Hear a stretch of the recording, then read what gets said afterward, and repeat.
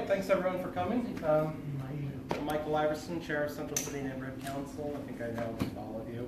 We're also broadcasting on Facebook Live. As usual, let's get right into it. Actually, I don't see our detective here, so Derek, you want to go first? Sure.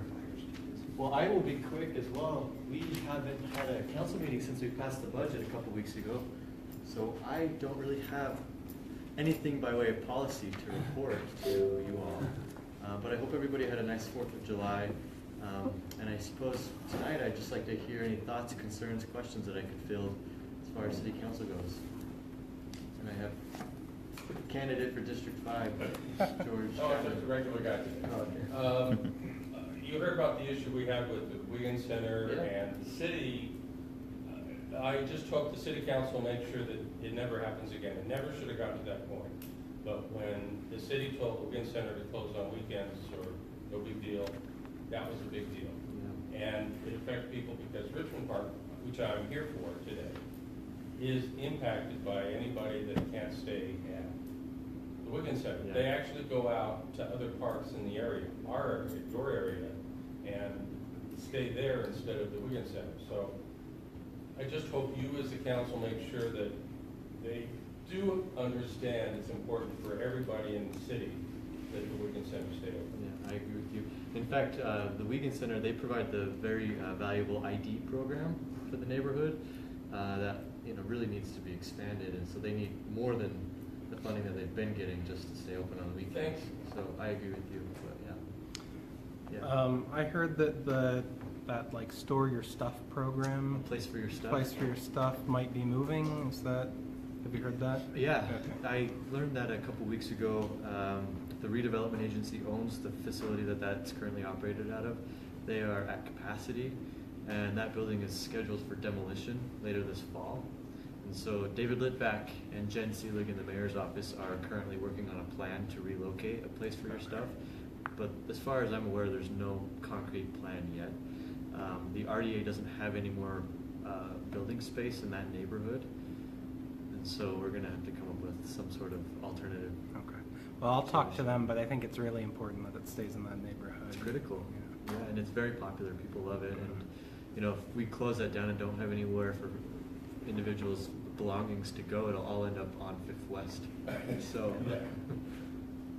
The Tribune said that the state was not forthcoming with a couple $1 million for the budget, the city budget. Was that ever resolved? Do you have more context to that? Well, the state was supposed to contribute some money to the Salt Lake City budget, but they didn't. They weren't quite forthcoming. I'm not sure what you're referring to, but if you can find a link and send it my way, I can dig into it a bit more. Sorry about A that. couple of million would only be like 1% of the budget. It would be quite a small. So we did have a $1 million shortfall as a city council for a couple weeks, but we resolved that. Oh, maybe that's Yeah, right. and so maybe that's what you're referring to. Yeah, we balanced our budget and all is good in the hood. So, yeah. Yes, Cindy.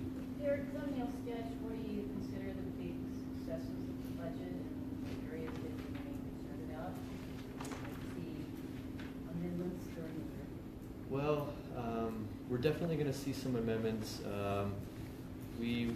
I think the RDA budget is something that I put in a lot of energy into this year. It was making sure the RDA budget was scored away, and it's the first time that we balanced the RDA budget in light of the broader city budget. And so that took a lot of work. So I think that was a huge success for us. In fact, many of the RDA projects will be considered in a similar fashion as the CIP budget later this summer. And so that one turned out really well. We funded the Downtown Alliance Ambassador Program, which I think is good for District 4. That will be some caseworkers, and they will be a face of downtown and all the services that are available for either individuals who are tourists or potential panhandlers or people who are loitering inappropriately around downtown. We'll have a street team essentially, and I think that this will be a great pilot program for the neighborhoods that will eventually host the homeless resource centers. So I think that'll I'm really eager to see how that rolls out. There were a number of successes. Which ones in particular are you getting at? Anything that you think is? Just your perspective on what you consider the successes and then where you might expect to see. So we learned actually after the budget was passed, we learned that parks, they don't have enough money this year to keep a lot of their street medians watered efficiently and effectively. And so especially on 600 East, for instance, you're seeing a lot of the medians, not only the grass, but the trees start to suffer. And it was really kind of this was a problem that I had with the administration this budget cycle, was that when we had parks in front of us, when we had Lisa Schaefer, we never heard that that they had a gap in funding. And so we passed the city budget not knowing that there was a gap in funding for maintenance. And right now, the city, we are losing more trees annually than we're planting.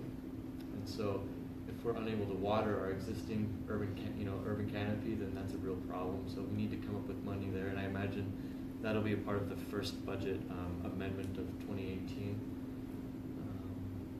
You're making me scratch the inside of my skull right now. I can't remember everything, but yeah. Since the budget. Yes.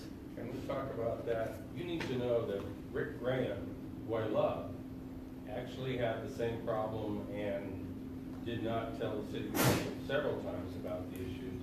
And so trees did die around Sugar House Park, which was just burned down yesterday. Yeah. And the 6th East medians, and it's the 7th East medians that are also a problem. And you've heard that we build stuff, but we don't put into the budget maintenance for them. Yeah. And that's what's happening to the parks and the trees. Yeah. And Parks I know always suffers, I think. Hmm? I think the parks department, they always tend to suffer the most for maintenance Yeah, related. but part of the problem is they don't tell you that this is a cost when they do their projects, and that's why you're talking about parks fund. I have a problem with that because they should have told you this is the cost of maintaining. Yeah. It's not free. The same thing happened with the county. So I do appreciate the 75,000 extra on the trees, but it'd be nice if you, as a council, told the city to do what developers are forced to do, and that is plant the diameter of the trees. Cutting down a 20-inch tree and saying, okay, the 2-inch tree we're replacing with is a great replacement is not right. We tell developers they have to plant 10 2-inch trees. So why isn't Salt Lake City following it? I know you're trying. Thank you. Yeah. Yes. This might be controversial, but fireworks. Yeah. Is there any interest from you or anyone else at the city to just outright ban them? I think that there's definitely a few arguments to be made for banning them. It's a conversation I'm willing to entertain. I always want to be careful when we get onto these controversial topics that we don't encourage the state to ban bans. So you have to That be really could happen, strategic yeah. with the way that we talk about this kind of stuff. But this is a regional issue, air quality in particular, and so I think that we can begin that conversation, and now's probably the time. Anything else? Yes. Yes, this might be a procedural question. I believe that the council hasn't taken up the conditional use for 7 South Resource Center yet. If we wanted to get that thing amended to include our idea of some sort of neighborhood or community use for the center, how would we do that? Could you do that? Try to get that in there before we review it. Okay. So, or when we're reviewing it, having that discussion, come talk to us at our public meeting. That's not Sarah. scheduled yet, though, is it? Right. I don't know. It's not. No. Can we bring up an amendment without it being on the schedule or agenda? Well, we haven't adopted it yet as a council, so you should encourage us to include additional language that Okay. you want to see as part of the original adoption.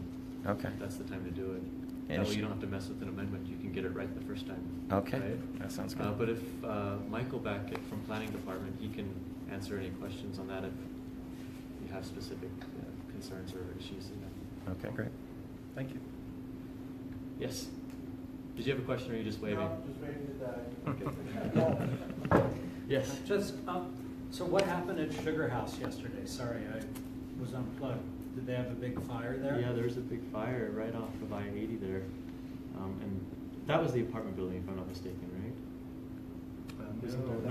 There were a couple fires that I was following. In fact, on the night before, on Monday night, there's a big fire on 10th East here. in District 4.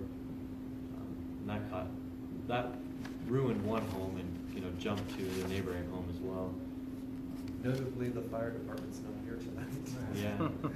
Right, they kind of did there. Were these fireworks Yeah. suspected? That's always the suspicion, but I Yeah. think that the verdict is still out. Right, okay, yeah, interesting. But I'm around. Our next council meeting is next Tuesday, so if you want to come talk about HRCs or conditional use, you can come speak to us next Tuesday night. It'd be a good opportunity for you to step up and offer your ideas before we officially have it scheduled. So, Thank you. yeah, thank you. Let's try to do that. All right, Detective, a quick update for us?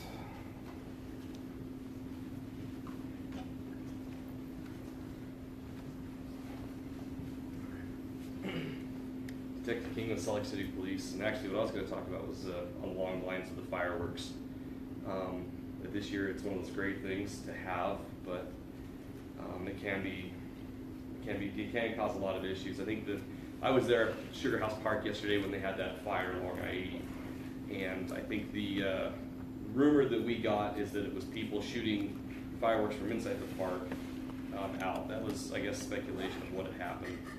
I'm not exactly 100% sure on that, but that's one of the biggest things one of the biggest problems that we have this year, I guess, is our biggest call volume is fireworks. And the thing I would just urge people is just be considerate of each other. We get a lot of times where people are upset that neighbors are shooting off fireworks, and then we get the same in return. It's one of those things. The biggest thing I hate is when you're trying to sleep or you got dogs and people are shooting off mortars and just causing all sorts of problems. It can cause a lot of issues. I just encourage people to use the legal fireworks and not the illegal ones. But that's the biggest thing that we get is people shooting fireworks off all the time. Just a reminder, you can shoot them off 3 days before and 3 days after the 4th, and the 24th is coming up. I know I just got done helping the fire department do a CWPP, it's Community Wildfire Protection Plan, because they had an issue last year with Cedar Creek Park burning. When you get like a lot of those issues, it can cause just a lot of devastation, and it can really cut into budgets if you're not planning. I think issues like in Lake Point yesterday, they had an issue with a kid playing with firework, and it ended up burning up quite a bit of field. Yeah. Are there hours restrictions on fireworks? I do believe there is. I do believe you can light them off until 11. I would have to verify that, but that's what I'm thinking of right now. But I know there is some laws about as far as how high they can shoot up in the air. I'm not sure. I'm not 100% on what that is. But we do get a lot of firework calls and people calling and lighting them off, and we do what we can. But sometimes we get in the area and there's fireworks going off everywhere, and we have no idea really where to even begin looking unless they're lighting them off right in front of us. So the biggest thing I want to say is be considerate of each other, whether you're lighting them off or you are a neighbor. Just work with each other, try to stay on common grounds as far as how things are going. And watch your pets. I like having my dogs chipped, and I have 3 dogs. I have them all chipped, and I got collars on them with mine and my wife's phone number on them. So if they do run off with the fireworks, hopefully somebody can get back to you. We got a collar for my father-in-law's dog. It's constantly running off, and we're always getting called on some neighbor finding him. So that it does work, and it does help with pets. But just be cautious of what's going on. It's so dry out there. Being a former firefighter, it's awful out there as far as what can happen. The fireworks at Sugar House Park yesterday, it didn't take much for it to burn a ton of property. I mean, a lot of the grass on the outside of the park in between I-80 and a couple trees got caught on fire. And it's amazing how quick that stuff can go in this dry heat. So be cautious of what you're doing. And if you are lighting fireworks, have water on hand that if you need to, you can put something out. We got a message on Facebook Live from Salt Lake County Health Department saying that fireworks 11 a.m. to 11 p.m. Okay. is the time you can set them Cool. off. So that is the time. Be considerate of your neighbors. I hate waking up at midnight, 1 o'clock to mortars going off in my backyard. If you got any questions, any comments or concerns, feel free to contact me. My number is 801-799-3624, or you can contact me at CIU District 4 at slcgov.com. Any questions? Great, thank you. Don't see any of our legislators here, so I'll just give a quick update what we've been doing as a council. So we do have 2 vacancies on our board now. I've been taking applications from people who are interested in joining for our treasurer and secretary positions. I think we've had 5 applications total, so we'll spend a couple weeks looking over those and talking to those people. That would serve the remainder of this term, so they could run to be a part of the board for the next year, starting in November. Yes? So who makes the decision about those applications? It would be the remainder of the board. So if you're interested, please let us know. We'd obviously like to have as many applicants as possible, so we have as wide of a selection to choose from. Other things we've been working on. I mentioned briefly this property next door, the Barnes Bank building, the one next door to that's owned by the city. They're trying to decide what to do with that. They had proposals from some developers for apartment buildings, mostly with some mixed use, and all of them had some sort of small business incubator idea associated with them. So they had me on that board, which was quite interesting to hear about the proposals. I took feedback from all of you folks and from the board and cast a vote based on that. And so the board is forwarding a recommendation. As I understand it, I think the department still gets to veto if they want. But I'll let you know when that's official, and we'll see what project ends up in that space. Other things I've been dealing with is we've been having some website issues. It seems to be down half the time, so I'm not quite sure what's going on there, but I'm trying to fix it. So that's all I have for my update. Do we have anyone from the mayor's office? Let's see anyone. Okay, and do we have someone from Parks? Okay. How about the police? No, we did get police. So Parks. We can talk about the police at Richmond Park. We can. So there was, Parks wanted to talk about sort of an idea, as I understand it, a pilot program to allow dogs at Richmond Park during specific hours. I don't have any more details. I did confirm with them, but that was weeks ago, and I guess they forgot. So we'll try to get them here next time. Just to make sure we have time for everything, let's just go straight on to Trolley Square if you guys are ready. Sure. Okay. Sure. And they have a video they want to show, or you just tell me when to put it on. Should we get the video?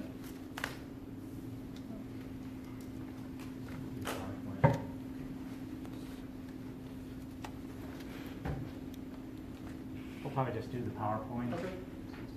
People want the video. Take clamor for it.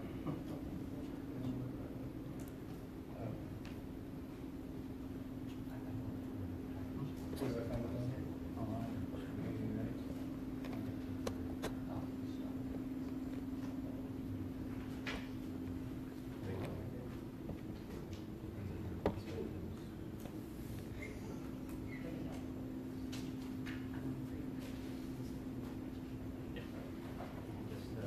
Yeah, do you want me to drive?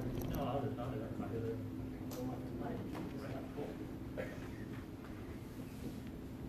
And now for something you'll really enjoy.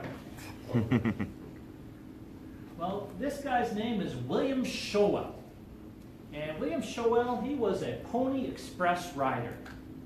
Came to Salt Lake in the 1850s and rode back and forth. And he loved going back and forth so much he became a freighter. He would go across from Salt Lake out to Missouri and back. He'd take 26 wagons, each one with 12 oxen. And the trips would take 65 to 90 days each. He did it 36 different times. During that time, he was attacked or fought with the Native American populations and wounded 9 times, but he kept on doing it. Eventually, he retired from that, and he made his living tearing down buildings. So he's kind of the patron saint to some of the developers in town, I suppose. If you had a historic building from the past that you wish were still here today, that's the guy to blame.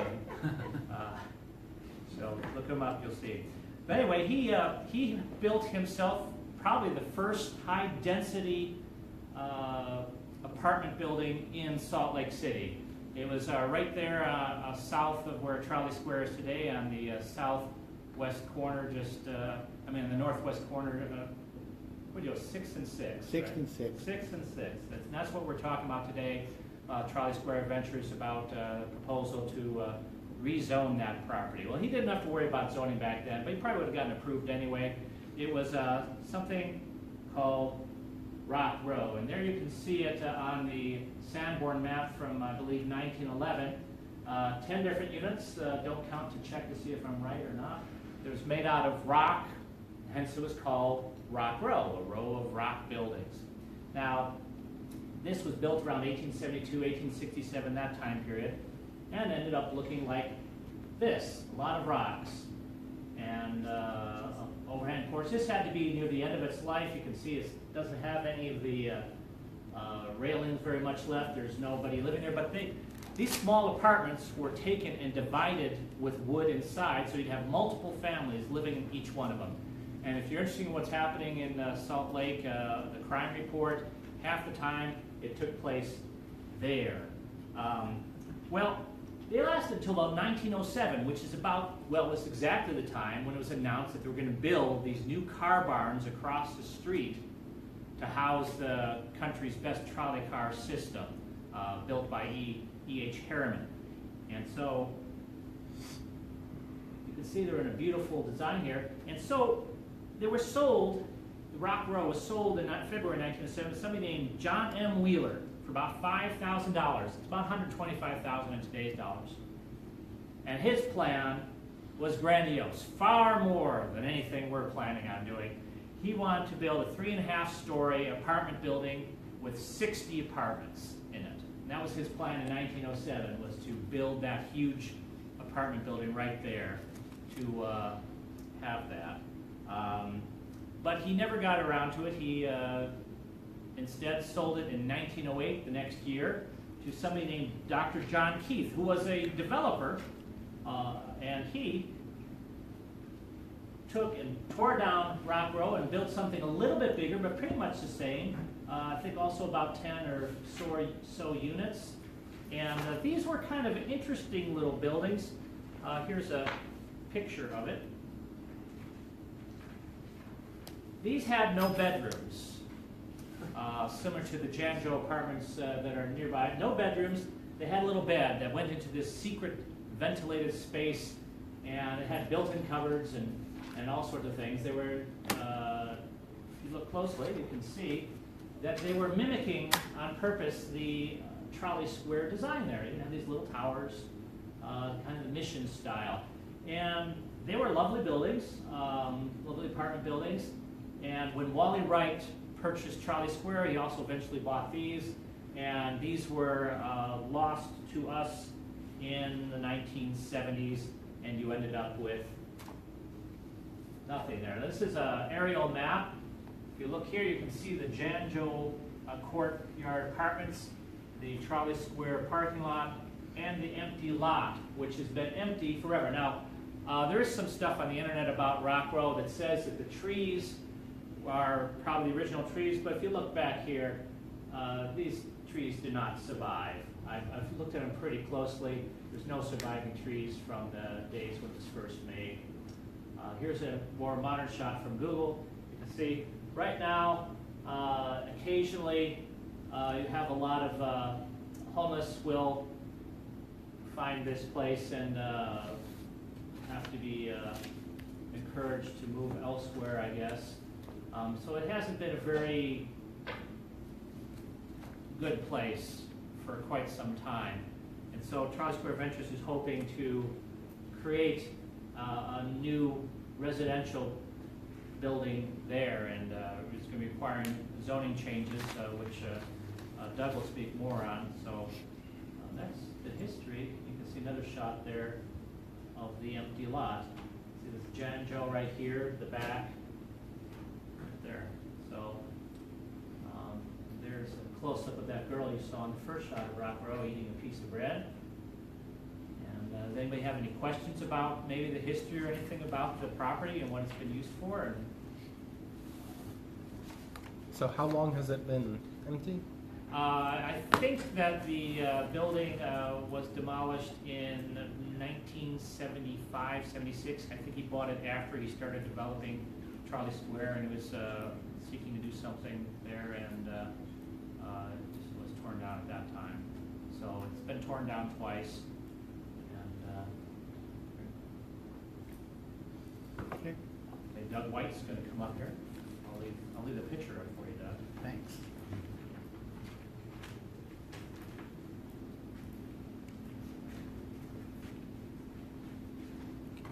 Doug White, attorney with Trolley Squares. Just briefly, the property is currently zoned RMF 30. Can you speak up a little bit? Sorry. The property is currently zoned RMF 30. It is of equal zone. If you look at the apartments to the direct south, it's the same zone. Much of that area is RMF 30. The Janjo apartments to the east are also RMF 30, which of course everybody knows you can build up to 30 feet. We're asking the property to be rezoned to RMU 35, which is residential mixed use at a height of 35 feet, which we think is comparable again to the area. We went with the RMU simply because we wanted, not because we wanted a commercial, because we wanted the height. And in fact, it allowed us more density, and we hoped to get about 24 units in that lot. Some of you might have been present December 16th, and we had a work session with the Historic Landmark Committee of the city, and by some mistake, the plat that we were all looking at that night actually had these units superimposed over that corner, and we weren't going to talk about it, but the HLC did talk about it, and they kind of gave their blessing on the fact that they would approve a higher density on that corner. We looked at that afterwards. We talked with the various people in the neighborhood and also the city, and we decided that that probably would be an appropriate zone. We had originally planned on zoning it UN2. That was rejected by the city. We actually looked at the staff report and agreed with it. So we pulled that from the zoning request at that time. That's how the building got superimposed over there. But we think the RMU 35 would be a nice addition to the neighborhood. Mr. Malloy in the back is the staff person who's made the study on this matter. Appreciate him being here tonight. And I'm just going to quote from a paragraph from his report, which I think is applicable here. It says, the Central City Master Plan was amended by the City Council with the adoption of Ordinance 66 of 2012, also known as the 400 South Livable Communities Project, which was published on September 25th, 2012. The proposed zoning map amendment, which we're proposing, is consistent with the following master plan text. Identify zoning solutions for the block faces across from Trolley Square on 600 East, 600 South. This is the exact location. The focus should be to encourage development on vacant partials. It is vacant. Increase residential density, which we are increasing, and promote the preservation and adaptive reuse of contributing structures. And there are none on this lot. Therefore, we think this is a nice fit for the neighborhood. We think that it will add some livable walking space to work. We would hope that people are employed in the area, and also that would be employed from the development we hope to put in there in the near future, hopefully next year we can begin, that this would be a great place. Ironically, going back to 60 60, 70 years ago when they wanted to put 60 units in there for people to live and work in that area. Obviously, we're not going to do that, but it's obviously not a new idea. So with that in mind, if there's any questions, we can field. Cindy? Doug, as you know, I'm supportive of this rezone as long as the height does not exceed 35 feet substantially. The Landmarks Commission has the authority to grant additional height, and I would like to get some clarification from Michael about that. The other comment I wanted to make is you just said that there are no contributing structures on this block. I think you meant to say parcel. I meant on this lot. Oh, block. I heard block, No, so lot. On this lot. There are no structures at all. on Right. this lot. Right, contributing or otherwise. Yeah. Okay, I'm so only referring to then my the- question is really from Michael, how much does the ordinance allow in terms of additional height?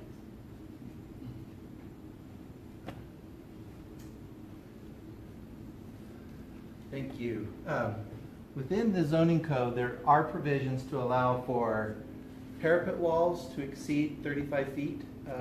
Generally, it's up to 5 feet, and that's for screening rooftop mechanical equipment, like if there were an elevator and it had mechanical equipment on top of the building. So the parapet wall would screen that. And that would be a permitted use, but we wouldn't be occupying that space above that 35-foot height level.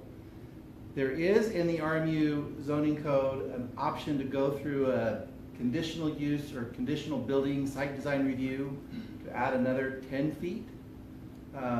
But that would no longer be a permitted use project. That would then kick it through the planning commission. Right now is set up that they would have to review that. It would have to be a public hearing.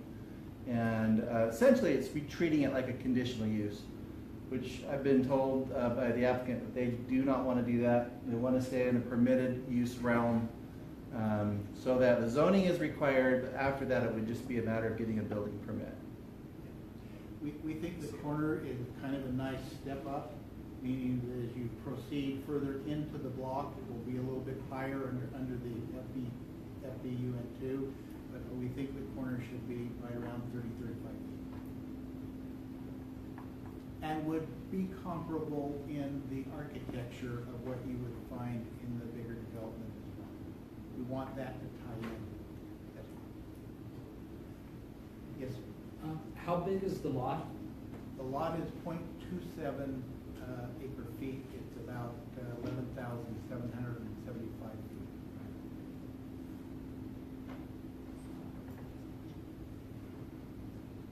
I understand. I don't know if you're going to take the straw vote tonight or. We may, how that's yeah. gonna happen, but So, if that's well, what's the appropriate, next step in your process? You're going to planning Tomorrow commission? night, any of you would like to come, we have a briefing with the Historical Landmark Committee. I believe that begins at 6 o'clock. The briefing will be for some time after that, but it's not a time of public comment. You know, we have people go there and think they're going to speak for or against it, and Mr. Malloy will be doing the briefing to the City Council. Okay, but And eventually there will be We would tons of like to public comment. indicate, if you think it's appropriate, if your community council is in favor or not of this rezone. We'd like to report it. Sure. So, if you don't mind, so just to explain a little bit, we can do nothing, or we can vote to support this rezone, or we can vote to oppose this rezone. I'm not going to propose anything, but I'm happy to take a motion. Yes, Cindy? I think it's very appropriate for you to report to Michael Malloy that the developer was gracious enough to come to our community council and do a very interesting presentation, and then to report whether there were comments supporting or opposed. And I made one about height that was clarified by staff, and anybody else has any comments, but I think conveying the character of the comment rather than vote up and down or down would be appropriate. But I think the developer deserves compliments for coming to the community council. Great, so that is usually how we do it, is we just take the comments and compile them and send them on. And we're going to do that regardless, but again, if anyone wants to make a proposal. I'll make a motion that we actually vote in support of the zoning change. I'll second that. Okay. Proposal second. Any other quick comments about that proposal? Okay, so in order to vote, you need to either live within our boundaries, South Temple to 13th South, or State Street to 7th East, or you have to own a business or be a designated representative of a business within those boundaries. So based on that criteria, this isn't the actual vote, but raise your hand if based on that criteria you would be eligible to vote.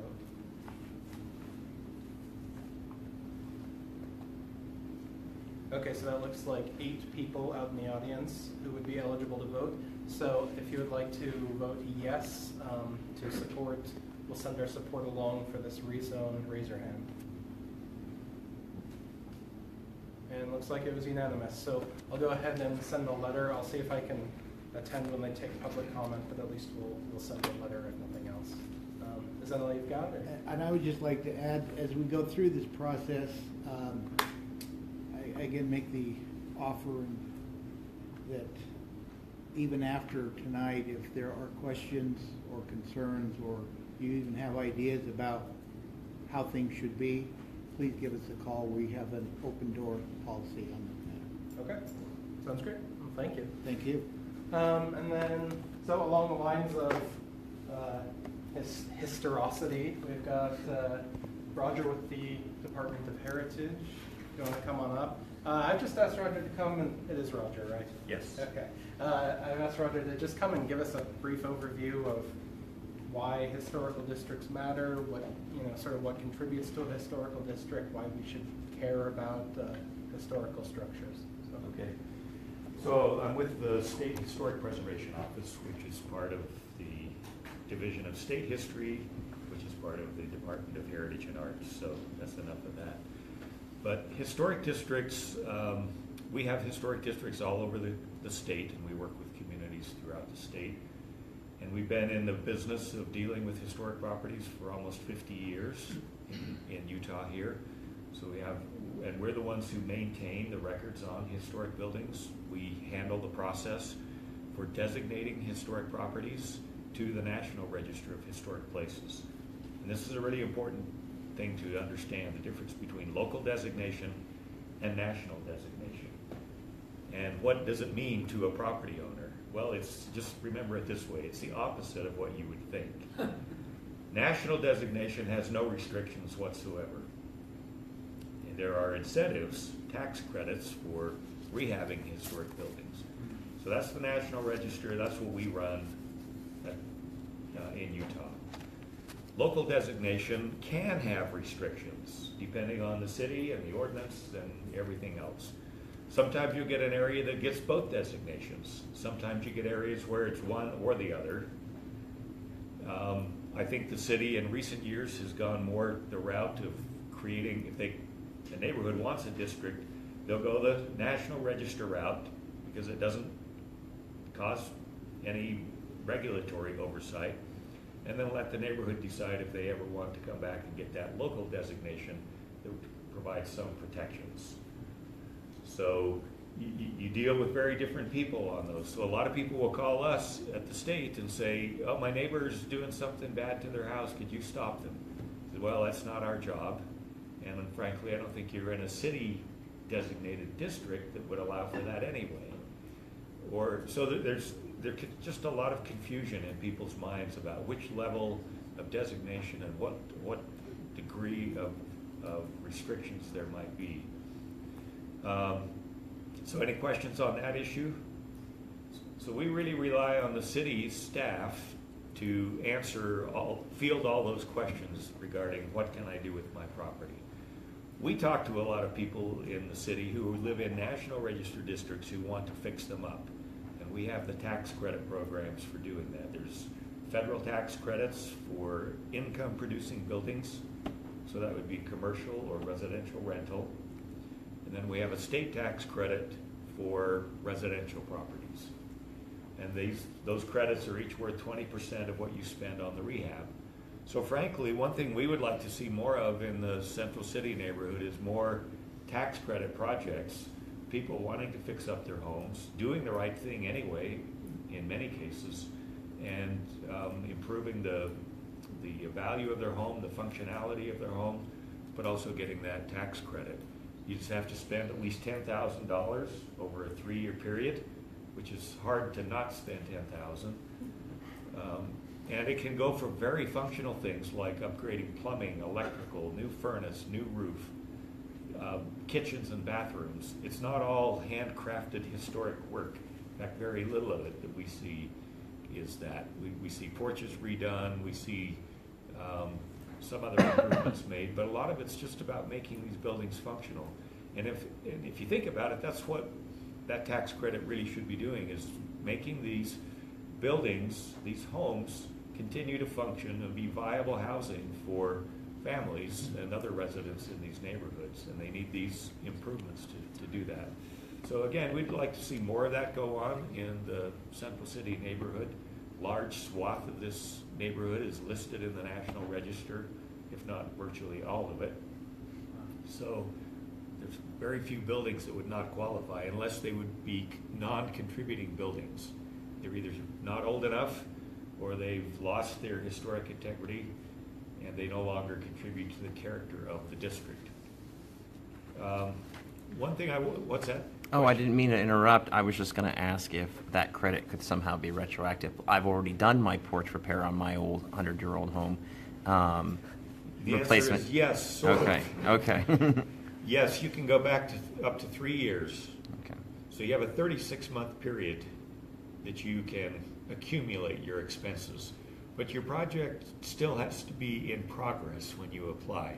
So I'm sure you've got a doorknob that needs to be put back on, or a little caulking somewhere. In fact, it does not have a railing. It has actually been a 2-year project, so it'd be appropriate. A lot of the applicants come in with that retroactive problem. The main thing you face, though, is that if you've done something that we can't approve, the whole credit goes out the window. You can't just say, well, I'll take the credit for this good stuff and not for this other. It's all or nothing. So one other thing to talk about with districts. Districts are a historic resource in their own right. They're made up of a bunch of buildings, but they are a resource type. So we often work with cities on helping them define how to deal with a large resource like that with multiple owners and different building types. And because just like you can add on to a historic building, say you want to build a deck off the back of your house, that can probably be done and still fit within the historic guidelines. But we would say that deck's probably not appropriate on the front of the house. And we would say if you need to enlarge a window on the back of the house, make it a doorway, a sliding door, that could probably be approved.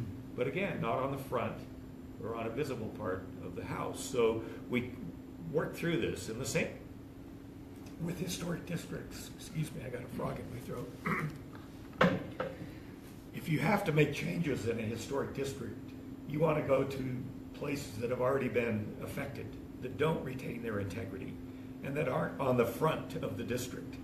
So some districts actually have more of a presence on some major streets, or they have features along that street or that streetscape that are really character defining features.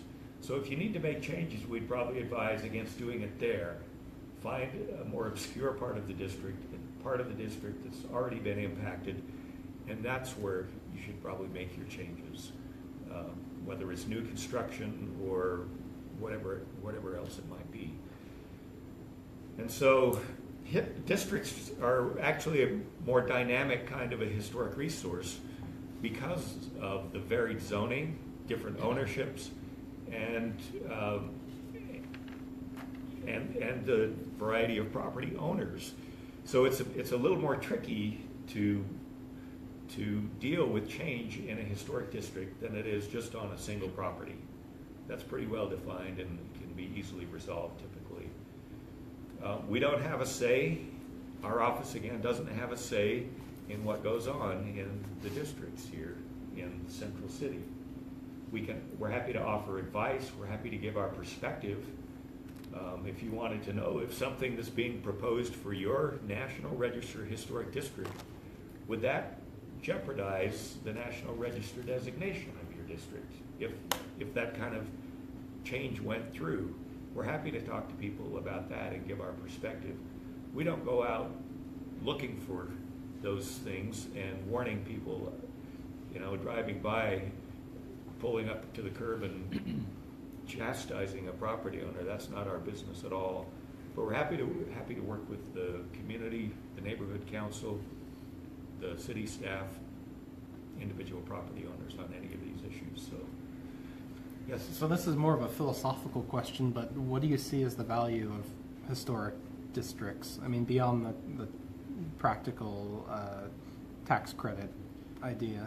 Why should we preserve these? Well, one, there's great architecture typically in a historic district. So just the aesthetics of the built environment that's been created in the past for our enjoyment.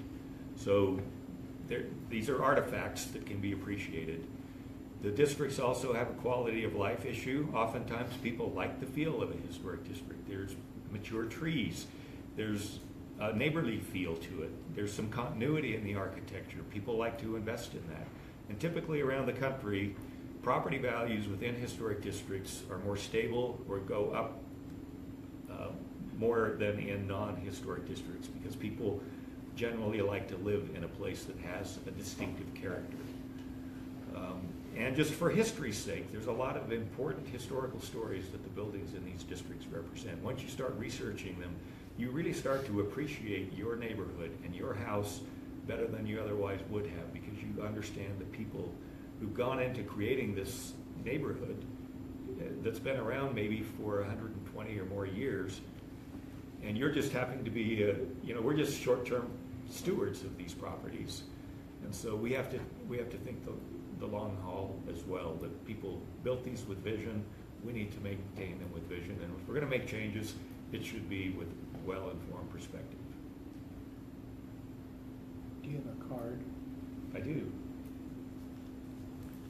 And then I also have one question. If I wanted to go about researching the history of a building or my own home, could I do that with your department? Sure. We have information on tens of thousands of buildings around the state. Many of them have pretty thorough histories already, so that's the first thing. Check our records. We will be scanning those in the next year or so, and those will be available online. Right now you can look it up and get just a very brief digestive information about a building, but the more detailed information will be available later. But and then if there's no research done, we have guides for how to research your house. That's online as well. Are your archives at the Rio Grande, or Yes. is that so? That's where we would go to look up these records. Great. Yep. So you work with Brad Westwood under Yes. that? Yeah. He's the State Historic Preservation Officer, and I'm one of two deputy State Historic Preservation Officers. So when I handle historic buildings, my counterpart handles archaeology. One question I have is, you talk about maintaining the kind of the look of a neighborhood, and you can build almost anything if it can't be seen from the road, I'm assuming, in these historic places. But what if you had like an empty lot or a building burned down to the ground, and and somebody wants to build a new home there? Is it possible for them to build it in the style of the other homes in the neighborhood? Sure, and most cities that have historic districts, and Salt Lake City included, will have design guidelines for their historic districts. They often will vary from district to district because the Avenues is a very different scale than South Temple. The Exchange Place Historic District is very different from Highland Park. So yeah, there usually are design guidelines about how to maintain existing buildings, but also for infill or new construction. And it's about height, setback, materials, other things get woven into that formula of what might be appropriate. I did a Google search on my street address, and I found an assortment of real estate firms had details about my house, square footage, when it was built, and there were even some archival photographs. Right. That showed the house once had a porch. Yeah. So those, And now that's gone. But this, they had a photo of the house. Yeah, so those photos were taken in the 30s for tax assessment purposes, and typically they were WPA-funded projects. So those are sometimes the oldest photos that are around, and many county assessors have thrown them out or they've archived them. Salt Lake County's done a pretty good job with them. So they are available, and they'll have them online through that assessor's search screen. And if you really want a good image, you can order it from Salt Lake County Archives, because what's online is pretty small and fuzzy. But yeah, it's pretty inspiring sometimes to see an old photo to really get you thinking about, wow, this house, I like it now, but this is what it could be. Every modification to that residence has just boulderized it. They ripped off really nice western casing, and they put this cottage cheese texture on the walls, and I could just go on and on, but every time they laid a tool on that house, it degraded it. Yeah, it's too bad that's often the case. Yeah. I just want to say one more fun thing. In the presentation I did, you saw some of the old maps from the Sanborn insurance maps. Those are fun to look up, and they're now you can get them full resolution online. You can go back and see maps made from the 1860s or 70s, 1911, 1950, and see where all the buildings were. And sometimes that gives you some interesting clues about your house or neighborhood too. The lot in discussion is the one on the corner. Yeah, the one we were talking about here, yeah. And you're gonna get 22 units in there, or? 24 is, yeah. 24? Yeah. Oh, I forgot to ask, it's gonna be like, 2 stories over underground garage or something like that? Parking underneath. Parking underneath. Okay. So this is why we invited Roger, because we have a lot of things going on in our historic district, and people who didn't really know why we had one and what that means. So. Any other questions? All right. Great. Thanks. Thank you. We appreciate it. It's interesting. So we're still pretty good on time here, and I've seen some people come in. We've got Representative Romero, if you have any updates for us. Nothing too exciting. All right. Just wanted to make sure I showed up. Well, we appreciate having you here. My schedule's been kind of busy, but if people have any questions for me, they can just, I'll stay till the end and come back here. Sounds good. We've got Tim with the mayor's office, if you want to come on up.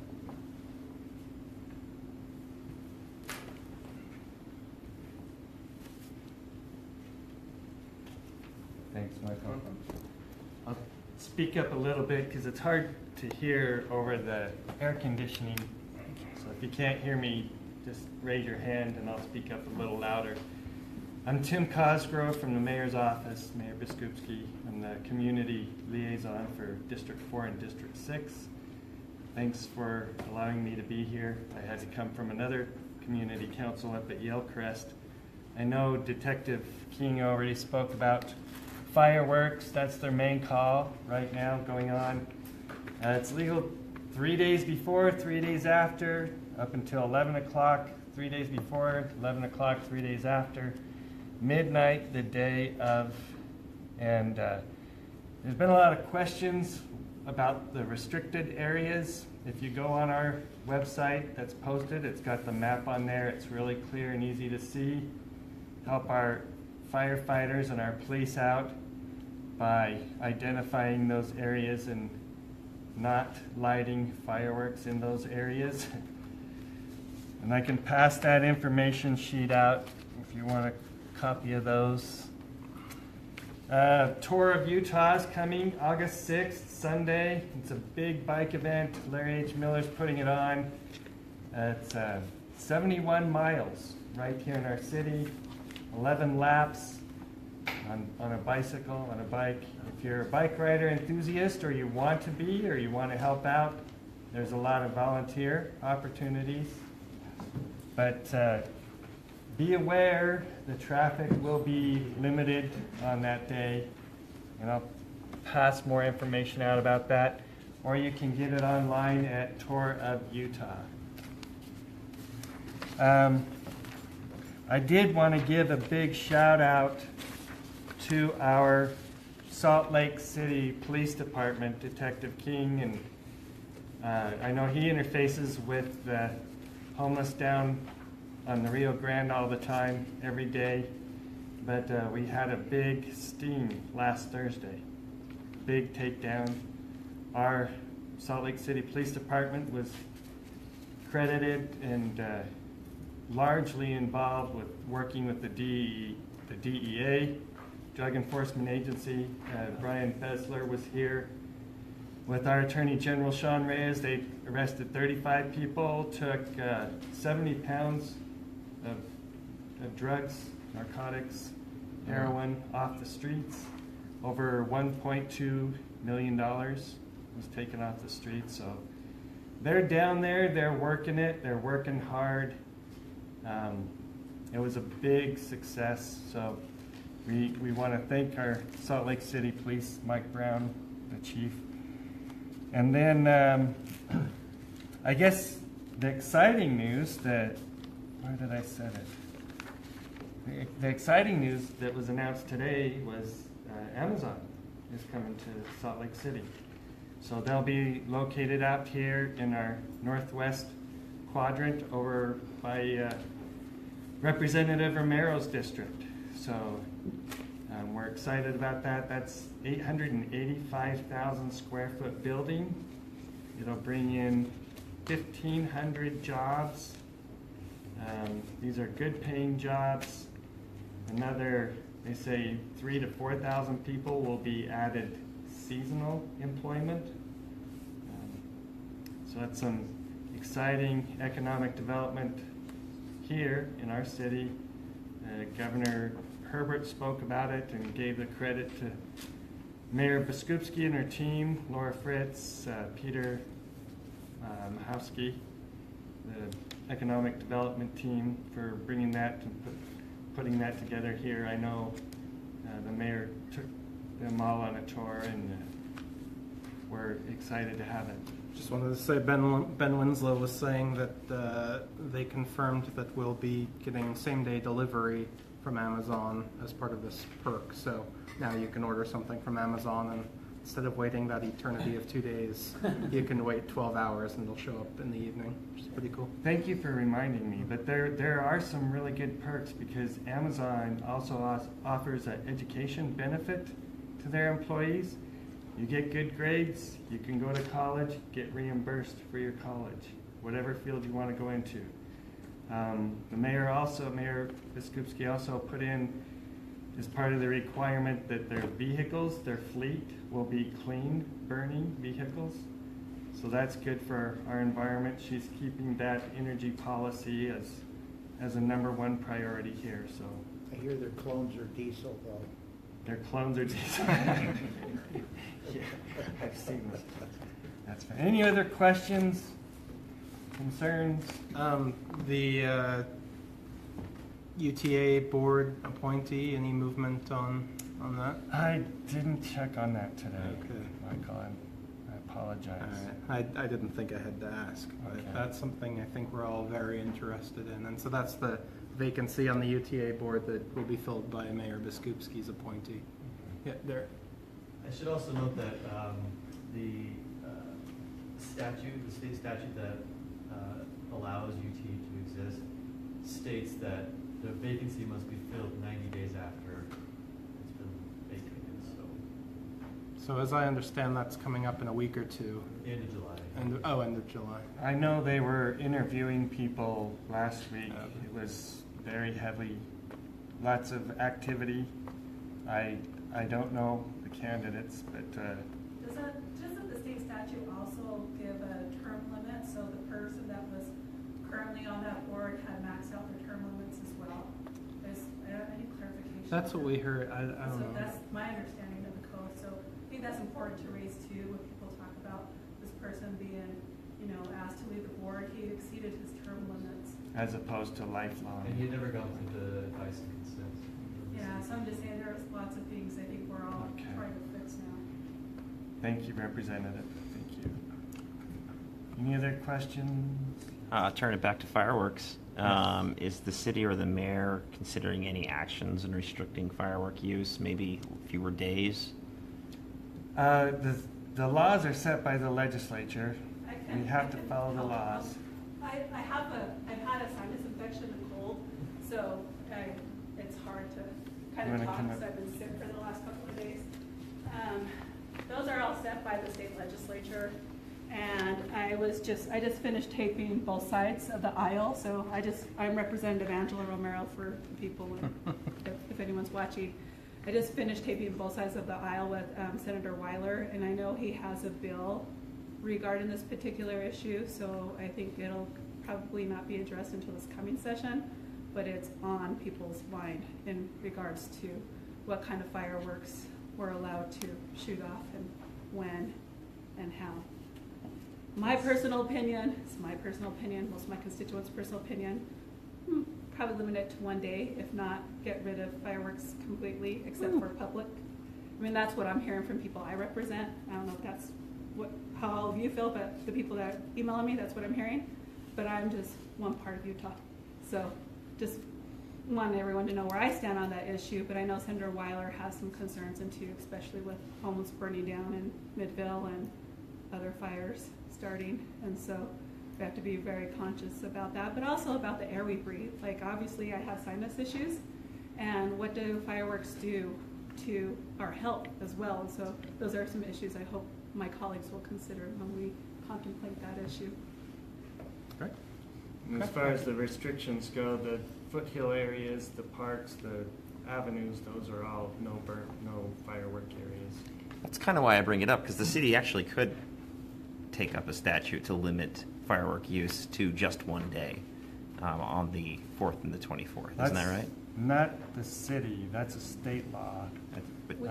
The restrictions are restricted by the fire marshal. Our chief lead would be the person to consider about the restrictions with the mayor, but it's... I just don't see how you can restrict. You can say you can't have fireworks, but you can't also... It's a big industry. Believe me, they're spending millions of dollars over the 4th and the 24th.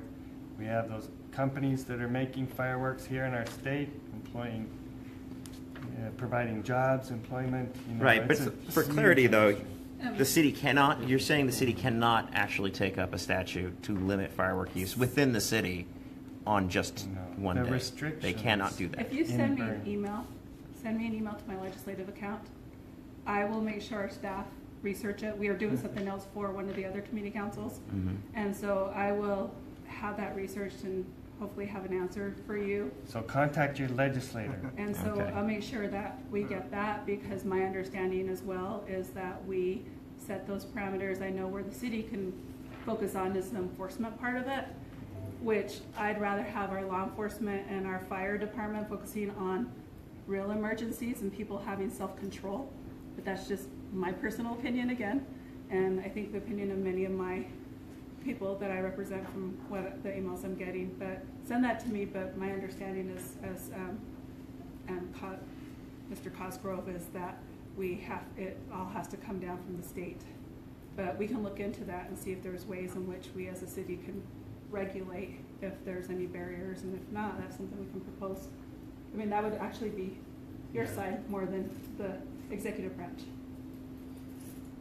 Yeah, I think there's an appetite to talk about it. I think we need to make sure that legal has an opinion on what our ability is and isn't. But I think that it's something worth considering, especially like I said earlier, the air quality argument is very strong, and then of course the safety side of things as well. But I think that we're all open to that conversation. So what I'll do is I will include Mr. Cosgrove and Councilman Kitchen on an email once you send it to me, and I'll forward it to our staff, asking them to look into it, so that, and they're on vacation right now, they're all shifting, so it might take a couple of days, but I'll have them start researching that so that we can get the right legal answer, so that I think we're all on the same page here, and I think most of the people within these areas have the same concerns you have. And the air quality piece is huge for me, especially they're tearing down the county health department right now, and I work right across the street from it, and that's why I think I have my sinus issues. That's because ironic. of all the dust. So, And I can pass around a sheet if you want to put your email on there and be included in that information, or receive any of our other information. Okay, thank you. I also wanted to mention one more thing. So we've had high incidents of domestic violence and use of guns, and we've seen a kind of an uptake on that. So Senator Weiler is leading a work group, which I'm a part of. So we're reviewing all the state's protective orders, stalking injunctions, and other non-contact instruments. But I'm also looking at how we address domestic violence, just kind of how I've been doing that with sexual assault, and looking at running some legislation this session to really tackle the issue and identify in which not only supporting institutional agencies, but how do we support those community agencies that provide those direct services for victims of domestic violence. So that's something I'll be working on. As most of you know, those are kind of my areas of expertise.